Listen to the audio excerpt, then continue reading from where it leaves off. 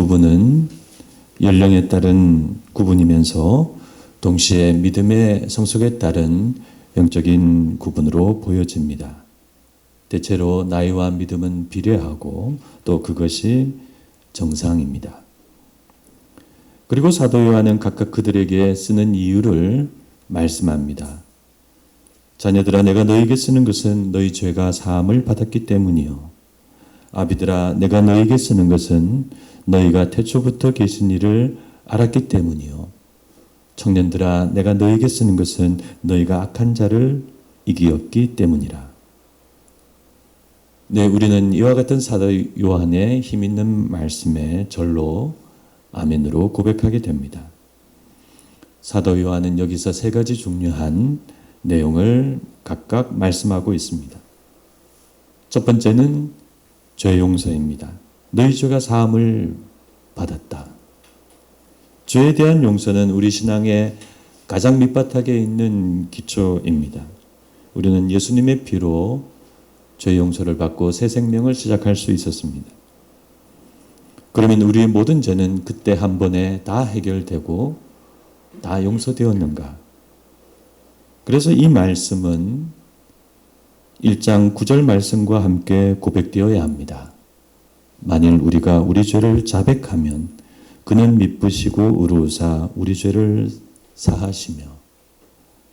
그래서 우리는 우리 죄를 과거에 용서받고 하나님의 자녀가 되었지만 그 용서받은 삶을 오늘의 우리의 죄를 고백하며 살아가야 합니다. 죄 용서는 이렇게 과거, 현재, 미래가 연결되어 있습니다. 죄 용서가 과거, 현재, 미래가 이렇게 서로 연결되어 있다는 것은 우리의 죄 용서가 한 번에 이루어진다는 의미가 아니라 과거의 용서가 오늘의 용서로 이어지고 오늘의 용서는 미래의 완전한 용서로 완성되고 또 그렇게 완성되어야 한다는 의미입니다. 그런데 이런 용서의 완성, 구원의 완성은 우리 죄가 사함을 받았다는 그 최초의 그 기초에서 출발합니다. 그래서 사도 요한은 자신의 공동체의 어린 자녀들에게 죄 용서에 대한 확신에 대해서 말하며 그래서 너희에게 쓰고 있다고 말씀합니다. 그러므로 여기 계신 우리 모든 성도님들은 예수님께서 우리에게 베풀어 주신 죄 용서에 대해 확신을 가지시고 오늘의 죄를 고백하시며 미래로 나아가시기를 바랍니다. 사도 요한이 두 번째로 말씀하는 내용은 그분을 아는 지식입니다. 사도 요한은 이 내용을 특별히 그 공동체 가운데 있는 아비들, 즉 신앙적으로나 연령적으로나 어른들에게 말씀합니다. 내가 이것을 너에게 쓰는 것은 너희가 태초부터 계신 이를 알았기 때문이다. 여기서 태초부터 계신 이는 누구실까요? 네, 정확히 말하면은 하나님 아버지가 아니라 생명의 말씀이신 예수 그리스도입니다. 요한일서는 1장 1절에서 그렇게 말씀하고 시작했고 또 우리가 14절 말씀을 보아도 너희가 아버지를 알았다고 말씀하고 이어서 너희가 태초부터 계신 이를 알았다고 각각 다르게 말하기 때문입니다. 만약 그 두 말씀에서 말하는 분이 각각 다른 분이 아니라면 그 말씀은 그저 무의미한 반복에 불과하는 것이죠. 그러나 그럼에도 불구하고 우리는 태초부터 계신 이를 꼭 예수 그리스도 한 분이라고 해석할 필요는 없습니다. 하나님 아버지 역시 그렇게 태초부터 존재하는 분이시고 사도 요한도 이중적인 의미로 이 말을 사용했을 가능성이 크기 때문입니다. 그래서 우리는 여기 이 태초부터 계신 이를 하나님 아버지와 예수 그리스도를 다 의미한다고 생각하면 되겠습니다. 이렇게 사도 요한은 공동체 가운데 있는 장성한 연령과 신앙의 사람들에게 너희는 태초부터 계신 이를 알고 있다고 말씀합니다. 태초부터 계신 하나님 아버지와 예수 그리스도를 아는 것은 그분을 매우 깊이 아는 것을 의미합니다. 그러므로 이 사도 요한의 말씀이 우리 교회에 그대로 적용되기를 바랍니다. 우리 장로님과 권사님과 우리 집사님들은 하나님을 깊이 아시기를 바랍니다. 네, 삶으로 그분을 알고, 말씀으로 깊이 알고, 또 기도로 깊이 알고, 또 신앙 경험으로 깊이 알고. 사람에게 그냥 시간이 흐르면 우리는 노인이 되고 늙은이가 됩니다. 그러나 하나님을 알고 영적으로 시간이 흐르면 우리는 믿음의 아비가 되고 영적인 어른이 될 수 있습니다.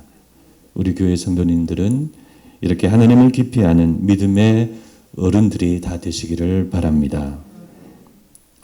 사도 요한이 세 번째로 말씀하는 내용은 우리의 믿음의 승리입니다. 청년들아, 내가 너에게 쓰는 것은 너희가 악한 자를 이기었기 때문이다. 악한 자는 사단이죠. 자녀들은 아직 사단을 이긴 경험이 없지만 그러나 청년들은 사단을 알고 그들의 모략을 알고 그들의 미혹과 공격을 이긴 경험이 있습니다. 그것은 매우 자랑스러운 영적 경험이자 삶의 경험입니다. 사탄이 우리를 정직하지 못하게 할 때가 얼마나 많습니까? 우리를 두렵게 할 때가 얼마나 많습니까? 사탄이 우리를 순간순간 하나님을 믿지 못하게 할 때가 얼마나 많습니까? 사탄이 우리를 돈 앞에, 사람 앞에, 믿음의 선택 앞에 갈등하게 할 때가 얼마나 많습니까? 그러나 사도 요한의 공동체의 청년들은 그런 악한 자의 공격을 분별하고 이겨낸 믿음의 경험을 가지고 있었습니다.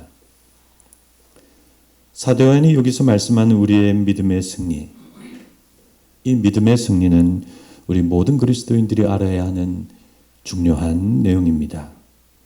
이 내용을 사도 요한은 5장 4절 말씀에서 다시 한번 분명하게 말씀합니다. 무릇 하나님께로부터 난 자마다 세상을 이기느니라.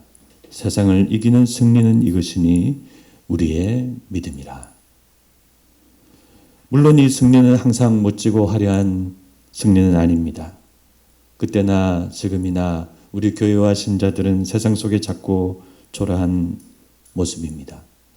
그러나 우리는 세상을 이기고 악한 자를 이기며 살아가는 승리자들입니다. 그것이 우리의 영적인 정체성입니다. 그리고 마침내 그날 우리의 승리는 온전히 성취될 것입니다. 그러므로 우리 성도님들은 모든 면에서 패배자가 아니라 승리자로 살아가시기를 바랍니다. 우리 교회의 청년 이상 모든 성도님들은 악한 자를 이기고 그런 경험을 공유하고 그런 정체성 속에 살아가는 능력 있는 성도님들이 되시기를 바랍니다. 이렇게 우리는 12절과 13절을 살펴보았습니다. 그런데 놀랍게도 이렇게 말씀한 사도 요한이 14절에서도 동일한 말씀을 반복하고 있습니다. 아이들아, 내가 너희에게 쓴 것은, 아비들아, 내가 너희에게 쓴 것은, 청년들아, 내가 너희에게 쓴 것은. 여기서 몇 가지 내용이 미묘하게 바뀌고 있습니다. 자녀들이 아이들로 바뀌고, 쓰는 것이 쓴 것이라는 표현으로 바뀌고, 또 아이들에 대한 말씀의 내용이 바뀌고, 아비들에 대한 말씀은 그대로이고, 청년들에 대한 말씀은 바뀌지는 않았지만 길어지고 추가되었습니다. 그래서 이와 같은 미묘한 변화에 대해서 많은 학자들이 오래 연구하고 여러 가지 견해를 말하고 있습니다. 그런데 이 내용에 대해서는 조금 복잡하기도 하고 또 이것은 설교라기보다는 성경 공부에 더 어울리기도 하고 또 무엇보다도 그 여러 견해들이 좋은 견해들이지만 그러나 그것이 사도 요한의 생각이었는지는 알 수 없기 때문에 우리는 지나가도록 하겠습니다. 그래서 모르는 것은 또 모르는 대로 그냥 놔두는 것도 좋을 것 같습니다. 다만 여기서 우리가 알아야 할 것은 사도 요한은 이런 맴도는 스타일로 글을 지금 쓰고 있다는 사실, 우리가 1장에서도 서론에서도 그런 것을 발견했고 또 6번의 만일이 대비되는 2개씩 짝을 이뤄서 그렇게 썼다는 것도 알고 있고, 또 2장에서도 새 계명이자 옛 계명이고 옛 계명이자 새 계명이다, 그렇게 말씀하는 것도 비슷했습니다. 그래서 사도 요한은 이런 식으로 반복하면서 지금 글을 쓰고 있는 것입니다. 그리고 또 알아야 될 것은 이 반복이 무의미한 반복은 아니라는 사실, 그리고 반복하면서 내용이 발전하고 있다는 사실, 그리고 무엇보다도 가장 중요한 것은 이와 같은 반복을 통해서 결국 우리를 15절에서 17절 말씀으로 인도한다는 사실입니다. 네, 우리가 이 정도로만 이 14절을 알면 충분하지 않을까 생각합니다. 네, 그렇습니다. 12절에서 14절 이 말씀은 결국 우리를 15절에서 17절 말씀으로 인도합니다. 사도 요한은 내가 너에게 쓴 것은 이라고 말하면서 그 이유를 각각 말했지만, 그러나 중요한 것은 아직 정작 그 내용을 말씀하지 않았습니다. 그 무엇을 쓰고 있는지, 그 내용은 무엇일까요? 네, 그 내용이 바로 15절에서 17절 말씀입니다. 이 세상이나 세상에 있는 것들을 사랑하지 말라. 누구든지 세상을 사랑하면 아버지의 사랑이 그 안에 있지 아니하니. 네, 이 말씀이 바로 사도 요한의 네 번째 메시지입니다. 우리를 하나님의 나라와 그분과의 사귐으로 초청하는 네 번째 말씀입니다. 누구든지 그분의 초청을 받고자 하는 사람은 이 세상과 이 세상에 있는 것들을 사랑해서는 안 된다는 말씀입니다. 그리고 사도 요한은 우리에게 이 세상을 우리가 사랑해서는 안 되는 이유를 설명합니다. 이는 세상에 있는 모든 것이 육신의 정욕과 안목의 정욕과 이생의 자랑이니 다 아버지께로부터 온 것이 아니요 세상으로부터 온 것이라. 그런데 여기서 우리는 먼저 사도 요한이 여기서 말씀하는 세상이 어떤 세상인지 잘 이해를 해야 합니다. 본래 하나님이 만드신 세상은 하나님이 보시기에 좋았습니다. 또 하나님은 이 세상을 이처럼 사랑하사 독생자를 주셨습니다. 그러나 여기서 사도 요한이 말씀하는 세상은 그런 세상이 아닙니다. 여기서 말씀하는 세상은 하나님을 대적하고 사탄의 지배를 받는 바벨론적인 인간 세상을 말합니다. 그러면 바벨론적인 인간 세상은 무엇일까요? 네, 그 본질과 핵심이 돈과 물질주의에 있는 타락한 인간 세상을 말합니다. 성경은 그런 인간 세상과 역사가 바벨탑부터 시작되었다고 말씀합니다. 돈과 물질주의는 문명을 만들고 국가를 만들고 권력을 만들고 그리고 그런 세상을 만들었습니다. 그리고 요한계시록은 그런 바벨론적 세상이 사탄의 배후 속에 마침내 하나님을 어떻게 대적하고 어떻게 몰락하는지 잘 우리에게 보여주고 있습니다. 그러므로 우리는 하나님이 창조하시고 사랑하시는 세상이 아니라 타락한 인간이 만들고 사탄이 만들고 돈과 물질주의가 만든 이 세상을 결코 사랑해서는 안 됩니다. 그래서 사도 요한은 우리에게 그와 같은 세상을 사랑하지 말라고 권면하면서 그 세상은 육신의 정욕과 안목의 정욕과 이생의 자랑으로 가득 차 있다고 말씀합니다. 이것은 세상의 본질과 핵심을 정확하게 말씀하는 매우 통찰력 있는 말씀입니다. 정욕이라는 말은 욕구, 욕망, 갈망 혹은 의지로 이런 말로 바꾸어서 말할 수 있습니다. 인간은 그런 욕구와 갈망과 의지를 가진 존재입니다. 물론 욕구와 갈망 자체가 나쁜 것은 아닙니다. 욕구와 갈망들이 어디에서부터 오고 어디로 가는지 그에 따라 좋은 것이 되기도 하고 나쁜 것이 되기도 합니다. 지금 사도 요한이 말씀하는 이 정욕은 세상으로부터 온 욕망과 갈망들입니다. 세상으로부터 온 우리 몸의 욕망들, 세상으로부터 온 우리 눈의 욕망들, 그리고 세상으로부터 온 우리 삶에 대한 자랑들. 이 생의 자랑이라는 말은 자기 삶을 자랑한다는 것을 말합니다. 자기 소유, 자기가 행한 것, 자기 일, 자기 능력, 자기 아름다움, 자기 자녀, 자기 아파트. 그래서 하나님을 떠난 이 세상은 그런 잘못된 욕망과 잘못된 갈망과 잘못된 의지와 잘못된 자랑으로 가득 차 있는데 우리는 그런 욕망과 갈망과 자랑으로 이 세상을 사랑하며 살아가서는 안 된다는 말씀입니다.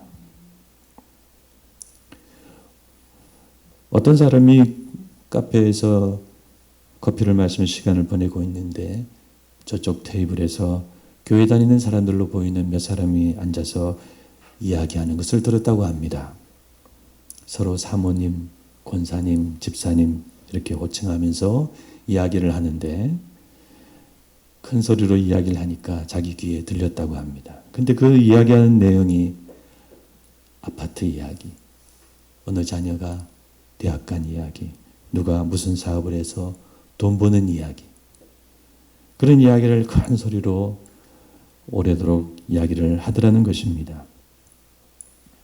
그 사람이 그 이야기를 하는 것은 예수 믿는 사람이 그 카페에서 매너 없이 큰 소리로 떠든 것을 말하는 것이지만 저는 그 글을 읽으면서 그것은 매너 정도의 문제가 아니라 우리 신앙의 본질적인 문제라는 생각이 들었습니다. 안타깝지만 우리 많은 신자들이 세상 사람들과 그렇게 똑같은 관심사를 가지고 똑같은 이야기를 하고 살아가고 있습니다. 물론 우리가 편하게 세상 사는 이야기를 할 수 있죠. 그러나 같은 세상 사는 이야기를 할지라도 우리 믿는 그리스도인들이 그것을 말하는 관점이 달라야 합니다. 좋은 아파트를 부러워하고 누가 돈 많이 버는 것을 부러워하고 어느 자녀가 좋은 대학 간 것을 부러워하고 그것은 좋은 일이고 감사한 일이지만 우리가 부러워하고 감탄하며 오래도록 이야기할 내용은 아닙니다. 우리의 욕망과 갈망은 그렇게 세상을 향해 나아가서는 안 됩니다. 우리는 하나님으로부터 온 선한 마음과 갈망을 가지고 또 하나님께 나아가려고 선한 방향을 가져야 합니다. 그것이 우리의 새 생명의 삶입니다. 그러므로 사도 요한의 이 말씀은 우리 그리스도인들이 이 세상에서 단순히 노래방 안 가고 술 안 먹고 검소하게 살아야 한다는 그런 단순한 경건에 대한 말씀이 아니라 우리 마음속에 있는 생각과 갈망과 의지와 삶의 방향을 말씀하는 보다 깊은 말씀입니다. 그래서 지금 내 마음속에 가지고 있는 생각과 갈망이 어디에서 오는지, 또 내 생각과 의지는 어디로 향하고 있는지, 또 그러면서 지금 나는 무엇을 자랑하며 살아가고 있는지, 그것을 깊은 차원에서 하시는 말씀이라고 하겠습니다. 이와 같은 말씀으로 저 자신을 돌아보면 저에게도 과거 제 마음속에 몇 가지 갈망과 욕구가 있었던 것 같습니다. 학생 시절에 교회 선생님들이 저에게 너는 나중에 커서 어떤 사람이 되고 싶으냐 그렇게 물을 때가 많았습니다. 그때마다 처음에는 대답을 잘 못하다가 나중에는 대답할 것을 생각해서 제가 구체적으로 어떤 사람이 될지는 모르겠지만 무슨 일을 하든 다른 사람에게 베풀며 사는 사람이 되고 싶습니다. 그렇게 대답을 했습니다. 그런데 그 대답은 사실 제가 그런 훌륭한 사람이 되겠다는 것이 아니라 나름대로 제 계산이 있어서였습니다. 내가 베푸는 그런 사람이 되려면 먼저 나 자신이 그렇게 잘 살게 되지 않겠나 그런 생각을 했습니다. 그래서 저는 어릴 적부터 홀어머니, 작은 단칸방, 잦은 이사, 그리고 매번 돈이 문제되는 많은 상황들을 겪으며 그렇게 가난을 면하고 남모르게 잘 살고 싶은 욕망이 컸습니다. 그런데 대학생이 되고 졸업을 앞둔 무렵에는 또 다른 갈망이 생겼습니다. 아무에게도 방해받지 않는 독립적인 삶, 경제적으로나 정신적으로나 지식적으로나 그리고 나서지 않는 관조의 삶, 바람에 구름 가듯 그렇게 살겠다. 그런 마음이 있었습니다. 저는 여전히 하나님을 믿고 있는 청년이었지만 그런 이기적인 갈망을 가지고 학교를 졸업하고 제 인생을 시작하려고 했습니다. 이런 제 모습을 하나님이 어떻게 보셨을까요? 그런 제 모습 역시 육신의 정욕과 안목의 정욕과 이생의 자랑으로 살아가고 하나님이 아니라 세상으로 향하고 있는 어리석은 모습이었다 할 수 있습니다. 여러분, 우리는 하나님의 은혜로 죄에서 구원받고 새로운 삶을 사는 그리스도인들입니다. 우리의 갈망과 의지는 하나님을 사랑하고 하나님께로 나아가야 합니다. 그리고 그것이 우리의 헌신입니다. 오래전 하나님께서는 이스라엘 백성들에게 헌신의 제사를 가르쳐 주셨습니다. 그것은 바로 번제입니다. 번제는 제물을 온전히 다 태워 하나님께 드리는 제사이죠. 번제를 드리는 사람은 번제를 드리면서 그 제단 앞에서 그 제물과 동일시되는 그런 영적인 경험과 결단을 하였습니다. 하나님은 구약 이스라엘 백성들에게 그와 같은 헌신의 제사를 매년 정기적으로 드리도록 그렇게 말씀하셨습니다.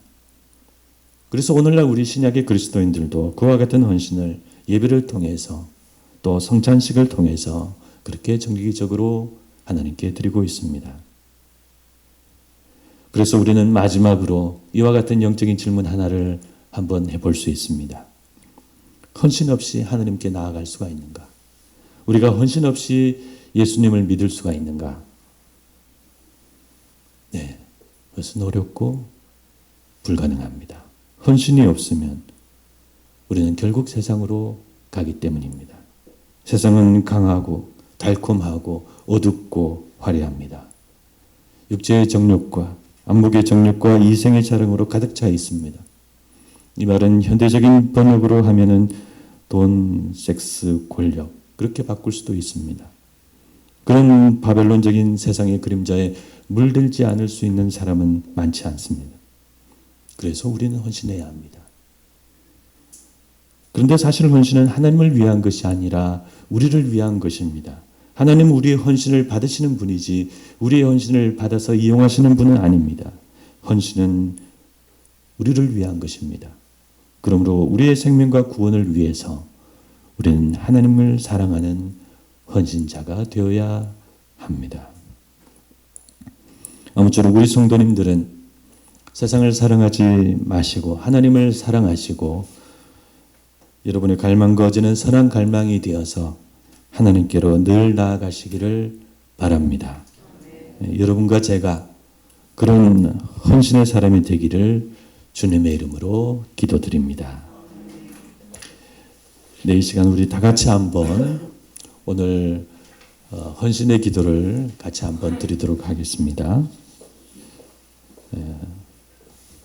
요즘 나는 내 믿음이 조금 느슨해지지 않았나? 하나님을 사랑하는 마음, 뜨겁게 사랑하는 마음이 내 마음속에 늘 있어야 하는데 내 믿음이 조금 약해지지 않았나? 하나님을 사랑하는 사람이 되게 해 주십시오. 그렇게 기도드렸으면 좋겠습니다. 또 우리 교회를 아끼고 사랑하고 우리가 하는 주님의 사역들을 내가 할 수 있는 한 최선으로 돕고 또 섬기겠습니다. 또 그렇게 기도를 드리면 좋겠습니다. 우리 교회는 그런 헌신하는 마음으로 아름답게 세워져 갈 줄 믿습니다. 이 시간 우리가 하나님 앞에 헌신하는 기도를 조용히 드리도록 하겠습니다. 기도하겠습니다.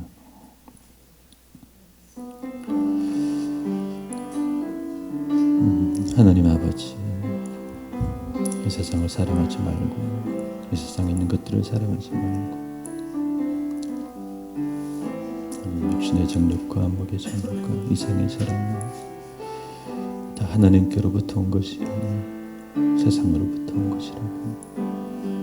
하나님 아버지, 오늘 이 말씀을 가지고 저희들 다시 한번 우리들의 마음을 하나님 앞에서 다잡기를 원합니다.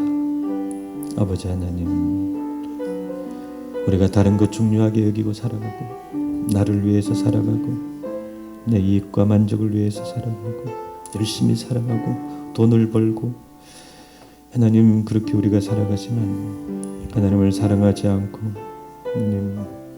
하나님을 그저 한쪽으로 하나님 그렇게 모셔놓고 우리가 원하는 대로 우리의 욕심과 우리의 마음대로 살아가지 않았습니까? 아버지 하나님 용서해 주시옵시고 하나님을 사랑하며 살아가는 저들이 될 수 있도록 주님 역사해 주시옵소서. 주님